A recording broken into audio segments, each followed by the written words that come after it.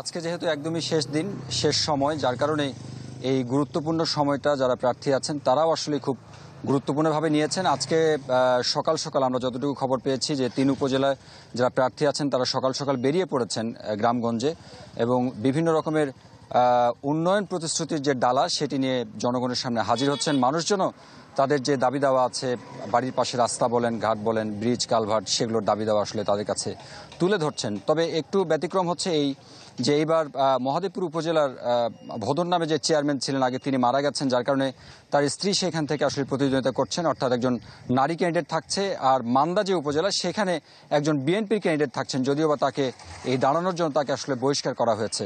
সবকিছু মিলে আশা করা হচ্ছে যে অতীতের যে নির্বাচনগুলো হয়েছে সেগুলোর মতো শান্তিপূর্ণভাবে এই শেষ ধাপে নির্বাচন পার হবে। হারুন, আপনাকে ধন্যবাদ।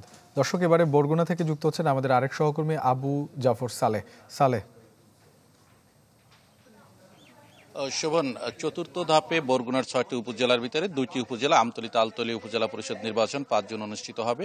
এই 2 উপজেলায় চেয়ারম্যান পদে 7 জন এবং মহিলা ভাইস চেয়ারম্যান পদে 4 জন এবং পুরুষ ভাইস চেয়ারম্যান পদে 8 জন প্রার্থী প্রতিদ্বন্দ্বিতা করছেন।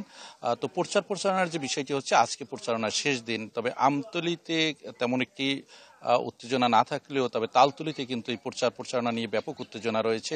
প্রার্থীদের যদিও বিকেল 2টা থেকে রাত 8টা পর্যন্ত প্রচারণার আসলে একটি নিয়ম থাকলেও তবে প্রার্থীরা সকাল থেকে গভীর রাত পর্যন্ত কিন্তু প্রচারণায় মাঠে থাকেন, প্রার্থী এবং প্রার্থীর সমর্থকরা মাঠে থাকেন। এ নিয়ে কিন্তু আসলে নানান একাধিক অভিযোগ নির্বাচন কমিশনে ইতিমধ্যেই আসলে জমা পড়েছে এবং নির্বাচন কমিশনও বারবার কিন্তু এই বিষয়গুলো নিয়ে কিন্তু সতর্ক করছেন।